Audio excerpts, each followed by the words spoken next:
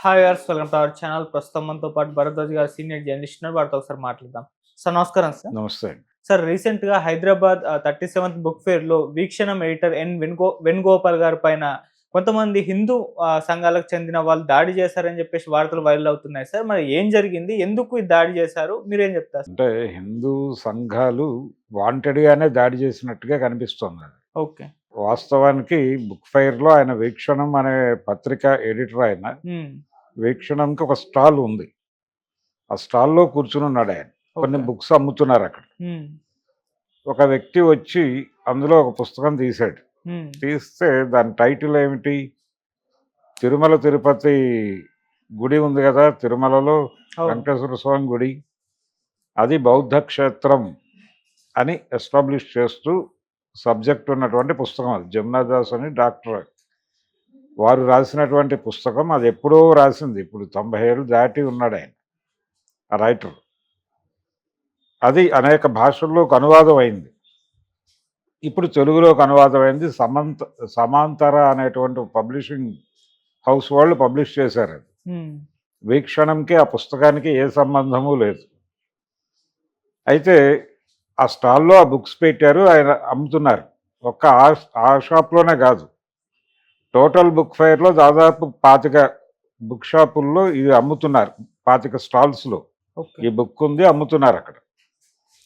కానీ ఇతను ప్రత్యేకంగా వీక్షణం స్టాల్‌కి వచ్చి ఒకతను ఆ బుక్ తీసి, "ఈ పుస్తకం అమ్మటం తప్పు కదా! మీరెందుకు అమ్ముతున్నారు?" అని ఆర్గ్యుమెంట్ మొదలుపెట్టాడు. హ్మ్. ఆర్గ్యుమెంట్ మొదలుపెడితే, "అదేంటి అన్ని బుక్సు అమ్ముతున్నట్టే అది అమ్ముతున్నాం" అన్నారు వీళ్ళు. అంటే హిందూ మతానికి వ్యతిరేకంగా ఉన్నటువంటి పుస్తకాలు మీరు అమ్ముతారా అని అడిగాడు ఆయన. హిందూ మతానికి వ్యతిరేకంగా ఉన్న బుక్స్ అమ్ముతారా అని మీరు అడుగుతున్నారండి. ఇక్కడ ఆర్ఎస్ఎస్కి సంబంధించినటువంటి బుక్ షాప్ కూడా ఉంది, సాహిత్య నికేతన్ ఉంది కదా, అక్కడ క్రైస్తవ ఇస్లాం మతాలకు వ్యతిరేకమైనటువంటి సాహిత్యం అమ్ముతున్నారు, మీరు అది కూడా వెళ్ళి పట్టించుకుంటే బాగుంటుంది అన్న టోన్లో వీళ్ళు మాట్లాడారు. ఈయనే ఉన్నాడు స్టాల్లో, హ్మ్. వేణుగోపాల్ గారు. ఆయనే మాట్లాడాడు. అంటే ఒక మతానికి వ్యతిరేకంగా ఉన్న సాహిత్యం మీరు అమ్ముతారా అని అతను అడిగినప్పుడు, అయ్యా మీరు ఆర్ఎస్ఎస్ వారి సాహిత్య నికేతన్కి వెళ్ళండి, అక్కడ కూడా చాలా మతాలను విమర్శిస్తూ గ్రంథాలు ఉంటాయి, వాటి గురించి ప్రశ్నించి ఆ తర్వాత ఇక్కడికి రండి అని ఒక సమాధానము. రెండోది, మీకు ఏదైనా కంప్లైంట్ ఉంటే బుక్ ఫెయిర్కి ఒక కమిటీ ఉంది, వారి కార్యాలయం ఉంది, అక్కడికి వెళ్ళి కంప్లైంట్ ఇచ్చుకోండి, అది పద్ధతి. లేదు మీకు ఇంకా కోపం ఉంటే వెళ్ళి ఏదైనా ఇంకో పద్ధతిలో కోర్టును ఆశ్రయించండి, అంతే తప్ప ఇక్కడ ఎందుకు వివాదం చేస్తున్నారు, ఎందుకు అరుస్తున్నారు, ఇక్కడ ఎందుకు గొడవ చేస్తున్నారు అన్నాడు ఆయన. అన్నప్పుడు హిందూ మతం మీద నీ అభిప్రాయం ఏమిటి అన్నాడు. అసలు సింగులర్లోకి వచ్చి, అప్పటి వరకు మీరు అంటున్న వ్యక్తి ఏకవచనంలోకి మారి నీకు హిందూ మతం మీద ఉన్నటువంటి అభిప్రాయం ఏమిటి అని అడిగి తెలుసుకునే ప్రయత్నం చేశాడు. హిందూ మతం చాలా దుర్మార్గమైనది అని నా అభిప్రాయం అన్నాడు ఆయన. చెప్పి, అది తన అభిప్రాయం కాదు, వాస్తవానికి అంబేద్కర్ కోట్ చేసినటువంటి అంబేద్కర్ కొటేషన్ అది. అంబేద్కర్ కొటేషన్ చెప్పాడు ఆయన. చెబితే ఇంకొంచెం ఘర్షణాత్మక వైఖరిలోకి వెళ్ళాడు అతను. వెళ్ళి, నేను నా అభిప్రాయాలు స్పష్టంగా రాసినటువంటి పుస్తకాలు ఉన్నాయి ఇక్కడ, ఈ పుస్తకం కాదు, ఇది ఓకే, ఇది వెంకటేశ్వర స్వామి తిరుమల క్షేత్రం బౌద్ధ క్షేత్రమా అని చెప్పి వారు రాసినటువంటి పుస్తకం. నాగేశ్వరరావు అని ఆయన తెలుగులో అనువదించాడు దాన్ని. ఆ పుస్తకం పక్కన పెడితే మనువాదం మీద, ఇతర అంశాల మీద, హిందూ మతానికి సంబంధించి, అలాగే భారతీయ జనతా పార్టీ మతపరమైనటువంటి ఆలోచనల వెనకాల ఉన్నటువంటి వ్యవహారాల గురించి, అలాగే భారతీయ జనతా పార్టీ ప్రస్థానంలో వాళ్ళు ఎలా మతాన్ని రాజకీయానికి వాడుకుంటున్నారో చెప్పేటువంటి అనేక అంశాలతో నేను పుస్తకాలు రాశానండి, ఆ పుస్తకాలన్నీ ఉన్నాయి స్టాల్లో, మీరు కొనుక్కొని చదువుకోవచ్చు అని చెప్పాడు.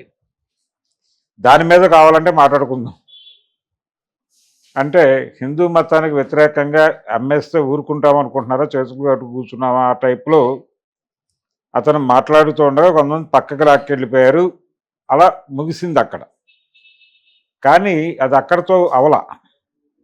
అతను ఏం చేశాడంటే ఈ వివాదం మొత్తాన్ని షూట్ చేశాడు ఫోన్లో, వీడియో షూట్ చేసి ఈ హిందుత్వ సోషల్ మీడియా సర్కిల్స్లో దాన్ని పెట్టాడు.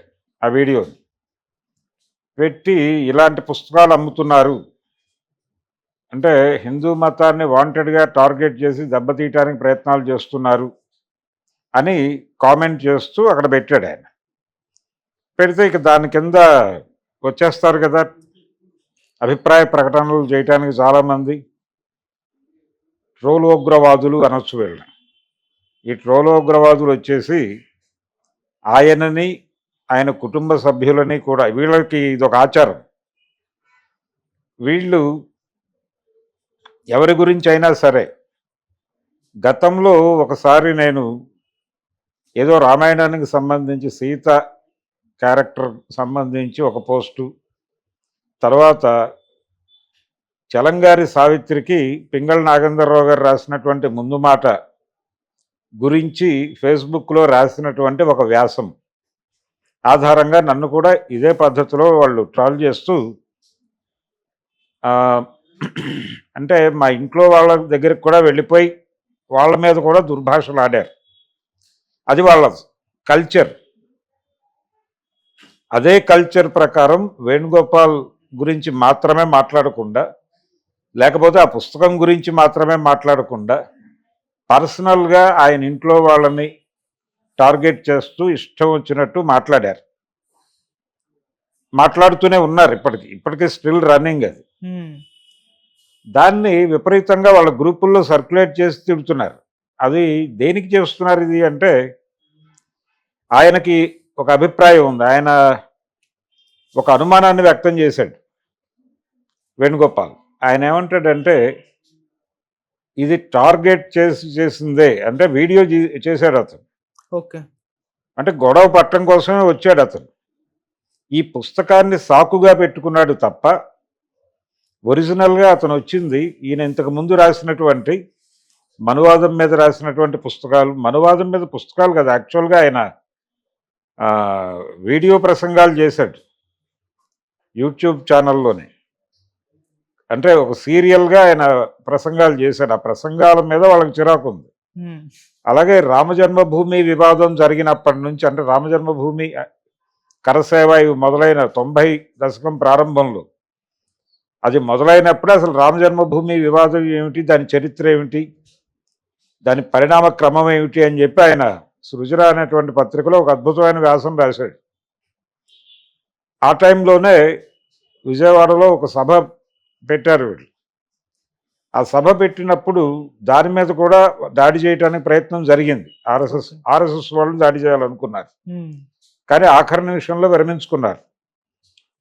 ఆ సభకి సంబంధించిన కరపత్రాలు విజయవాడ సత్యనారాయణపురం శివాజీ కేఫ్ దగ్గర పంచుతుంటే, మామూలుగా రోడ్డు మీద వెళ్తూ కరపత్రాలు ఇచ్చుకుంటూ వెళ్తారు కదా, అలా వెడుతున్నటువంటి కార్యకర్తని శివాజీ కేఫ్ సెంటర్లో ఆర్ఎస్ఎస్ వాళ్ళు ఆపి అతని మీద ఒక మేరకు దాడి చేసే ప్రయత్నం చేశారు. ఆ రోజున ఆ కరపత్రాలు పంచుతూ వాళ్ళకు దొరికింది కూడా నేనే. వాళ్ళు ఆ రోజు మేము ప్రెస్ క్లబ్కి వచ్చి చూసుకుంటాం అన్నారు. అంటే ప్రెస్ క్లబ్లో మర్నాడు మీటింగ్, అక్కడికి వచ్చి చూసుకుంటా ఉన్నారు కానీ రాలేదు. ఆ తర్వాత జింకానా గ్రౌండ్స్లో కూడా అదే అంశం మీద పెద్ద మీటింగ్ జరిగింది. ఆ మీటింగ్ దగ్గరికి కూడా వచ్చేదో చేయాలనుకున్నారు కానీ ఆగిపోయారు. అంటే విజయవాడకు ఉన్నటువంటి ఒక లెఫ్ట్ నేపథ్యం రీత్యా కొంత కంట్రోల్ అయ్యి వాళ్ళు ఆగారు అనేది మా అభిప్రాయం. ఓకే, అయితే ఇక్కడ మాత్రం ఈ మధ్య కాలంలో వాళ్ళు విపరీతంగా టార్గెట్ చేసి దాడులు చేస్తున్నారు. అందులో భాగంగా ఈయన రచనల మీద, ఈయన వెలువరించినటువంటి హిందుత్వాకి వ్యతిరేకంగా ఈయన రాసినటువంటి పుస్తకాలు, అలాగే వీక్షణం పత్రికలో వచ్చేటువంటి ఆర్టికల్స్, వీటన్నిటినీ వాళ్ళు అబ్జర్వ్ చేస్తున్నారు. అబ్జర్వ్ చేసి టార్గెట్ చేశారు. టార్గెట్ చేసి ఒక ఇండికేషన్ ఇచ్చారు అనేది ఈయన అభిప్రాయం. ఓకే, ఈ ఇండికేషన్ దేనికి ఇచ్చారు? ఫర్దర్గా దాడి చేయొచ్చు ఆయన మీద. అంటే ఇలా దాడులు చేసి చంపేసిన సందర్భాలు కూడా చూసాం మనం. ఏది గౌరీ లంకేష్ని అలాగే చంపారు, కుల్బుర్గి అలాగే చంపారు. ఇలాంటివి జరిగినాయి చాలా. వాళ్ళు టార్గెట్ చేసి ఒక ఇండికేషన్ ఇస్తారు, ఆ ఇండికేషన్ తర్వాత వెళ్ళిపోయి కొట్టి చంపేస్తారు. ఇలాంటి ప్రమాదం ఏదైనా జరుగుతుందా అనేటువంటి భయం ఉంది ఇప్పుడు. అంటే ఆయనకి నిజానికి ఆయన ప్రాణానికి ఇబ్బంది ఉందేమో అనేటువంటి అనుమానం చాలా మందిలో ఉంది. ఈ హిందూగ్రవాదుల నుంచి ఇది సీరియస్గా పట్టించుకోవాల్సినటువంటి అంశం. ఆయనకి ప్రభుత్వాలు ఏ మేరకు రక్షణనిస్తాయి అనేది పక్కన పెట్టేస్తే ఆయన్ని కాపాడుకోవాల్సినటువంటి బాధ్యత ఖచ్చితంగా ప్రజలదే. ఇది ప్రజలను ఒక మతం పేరుతో విద్వేషాలు రెచ్చగొట్టి తమ రాజకీయ ప్రయోజనాల కోసం, రాజకీయ వ్యాపార ప్రయోజనాల కోసం ప్రజల్ని వాడుకోవటం అనేది వ్యూహాత్మకంగా భారతీయ జనతా పార్టీ అమలు చేస్తోంది. అందులో భాగంగానే ఈ రకమైనటువంటి వివాదాలు రేపుతున్నారు వాళ్ళు వాంటెడ్గా. టార్గెట్ చేసి దాడులు చేయటము, ట్రాల్ చేయటము. వాళ్ళకి ఒక ట్రాల్ సైన్యం ఉంది, పెయిడ్ ఆర్టిస్టులు. వాళ్ళందరికీ పేమెంట్స్ ఉంటాయి. వాళ్ళు వెంటనే, అంటే ఫేస్బుక్లో కానీ ఎక్కడైనా సరే సోషల్ మీడియాలో ఎవరైనా మాట్లాడినా వెంటనే వీళ్ళు వాలిపోతారు. వాలిపోయి విపరీతంగా దాడులు చేస్తారు. అలాగే దీన్ని రకరకాల చోట్ల పేస్ట్ చేసి ఇక పర్సనల్ అటాక్స్ చేసేస్తారు. ఇష్టం వచ్చినట్టు మాట్లాడతారు. వాళ్ళ నోటికి ఇది మాట్లాడుతున్నావు, ఇది తప్ప రైటా అనేటువంటి దాంతో సంబంధం లేదు. గ్రాంటెడ్గా తీసేసుకుని మాట్లాడటం. అంటే ఈ దేశం మాది, మా దేశంలో నువ్వెవడు మాట్లాడటానికి, మా మతం గురించి మాట్లాడటానికి నువ్వెవడివి అంటే ఒక ఆర్గ్యుమెంట్ చేయవచ్చు, తప్పేం లేదు. ఇప్పుడు తిరుమల ఆలయం బౌద్ధారామమా అనేటువంటిది ఆ పుస్తకం.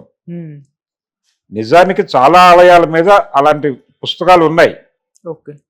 ఇప్పుడు విజయవాడ కనకదుర్గ ఆలయం కూడా బౌద్ధారామమే అని నేను చదివాను చాలా ఎర్లీ ఏజ్లోనే. దాన్ని విష్ణుకుండినుల కాలంలో ఆ తర్వాత దాన్ని హిందూ ఆలయంగా మార్చారు అనేది ఇది చాలా స్పష్టంగా పుస్తకాల్లో ఉంది. అది నేను నా సొంతగా చెప్పడం లేదు, నేను చదివిందే చెప్తున్నా.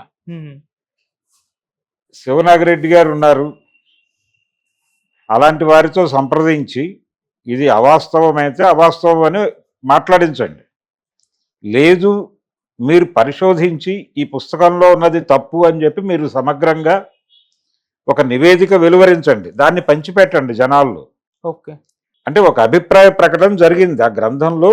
వాళ్ళు ఒక పరిశోధన చేసి ఒక విషయాన్ని ప్రతిపాదించినప్పుడు దానికి కౌంటర్ ఆర్గ్యుమెంట్ మీరు బిల్డప్ చేసి దాని మీద వాదనకు దిగండి, చర్చలు పెట్టండి, ఊరూరా మీరు మీటింగులు పెట్టండి. కాదన్నది ఎవరు? ఒక చర్చకు అవకాశం ఇవ్వకుండా పర్సనల్గా దాడి చేయటము, అలాగే వ్యక్తుల్ని నిర్మూలించేదాకా వెళ్ళటం, ఇది ప్రమాదం. ఈ ధోరణి వాళ్ళు ఏమాత్రము ప్రజాస్వామికంగా ఆలోచించరు. అంటే ఇంకొక అభిప్రాయాన్ని ఇక్కడ మాట్లాడటానికి కూడా భయపడే లెవెల్లో టెర్రరైజ్ చేస్తారు. ఆ టెర్రరైజ్ చేయటం అనేది వాళ్ళ లక్షణం. ఇప్పుడు ఆయన్ని టెర్రరైజ్ చేసే ప్రయత్నం చేస్తున్నారు. గతంలో ఇక్కడ తులసి చందు అనేటువంటి ఒక జర్నలిస్ట్ని, ఒక మహిళా జర్నలిస్ట్ని కూడా ఇలాగే టార్గెట్ చేసి ట్రాల్ చేసి వేధింపులకి గురి చేయటం జరిగింది. దీనికి సంబంధించి ప్రజా సంఘాలన్నీ సమావేశమై దీన్ని సీరియస్గా పట్టించుకుంటున్నామని ఒక మీటింగ్ పెట్టాల్సిన పరిస్థితి. ఈ లెవెల్లో వాళ్ళు అటాక్స్ చేయటం జరుగుతోంది. చాలామందిని పర్సనల్, అంటే వాళ్ళు ప్రకాష్ రాజును ఆ మధ్య టార్గెట్ చేసి ట్రాల్ చేశారు. ఇది ఒక కల్చర్గా జరుగుతోంది. మీకు వ్యతిరేకమైన అభిప్రాయాలు ఎవరైనా మాట్లాడితే అంటే మీకు వ్యతిరేకమని మీరు ఫీల్ అయిన అభిప్రాయాలు మార్కెట్లో ఎవరైనా మాట్లాడితే వాళ్ళని చంపేయటమే పద్ధతి అనుకుంటే ఎట్లా? ఈ దేశంలో ప్రజాస్వామ్యం ఎటుపోతోంది? ఇక్కడ ప్రజాస్వామ్యం భారతంలో ఉన్నామా లేకపోతే ఇంకెక్కడైనా ఉన్నామా అనేటువంటి భయం. అభిప్రాయాలు ప్రకటించాలంటే భయం, నోరు తెరవాలంటే భయం. ఈ భయాన్ని నరాన ఎక్కించడం కోసం విధ్వంసాన్ని సృష్టించడానికి ప్రయత్నం చేస్తున్నారు. అందులో భాగమే వీక్షణం స్టాల్ మీద దాడి. దీన్ని ప్రజాస్వామ్యం మీద నమ్మకం ఉన్నవాళ్ళు, భారతదేశంలో ప్రజాస్వామ్యాన్ని బతికించుకోవాలనుకుంటున్నటువంటి వాళ్ళు కాన్షియస్గా పట్టించుకుని బలంగా మాట్లాడగలిగితే అప్పుడు కొంత ఆగేటువంటి అవకాశం ఉంది. వాళ్ళని కంట్రోల్ చేయాలి. అంటే దీని గురించి మాట్లాడే గొంతులు చాలా ఉన్నాయనే విషయం వాళ్ళకి అర్థం కావాలి. అప్పుడు ఆగుతారు. అది ఒక్కటే వాళ్ళని ఆపడానికి మార్గం. ఓకే. అంటే ప్రతి చోట సమావేశాలు పెట్టడం, అలాగే నిరసనలు తెలియజేయటం ఈ సంఘటనకి ఇది జరగాలి. ఇది జరిగితే ఆగుతారు. అనేక ఇప్పుడు విజయవాడలో మొగలరాజపురం గుహలు ఉన్నాయి. ఆ గృహల్లో ఒక సిద్ధార్థ కాలేజీ దగ్గరలో ఉన్నటువంటి గృహలో ఒక విగ్రహం, ఇప్పుడు ఎవరిని లోపలికి వెళ్ళనివ్వట్లేదు, కానీ మా చిన్నప్పుడు లోపలికి వెళ్ళొచ్చేవాళ్ళం. ఓకే. ఏమీ ఉండేది కాదు అక్కడ.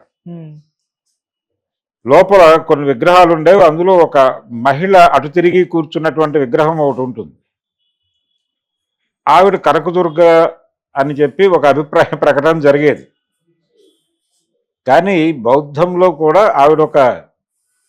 ఆవిడని ఒక ప్రామినెంట్గా, అంటే ఒక బౌద్ధ దీనిలో భిక్షువులు ఉంటారు అనేది చాలామందికి తెలుసు, కానీ మహిళలు కూడా ఉంటారు దానిలో.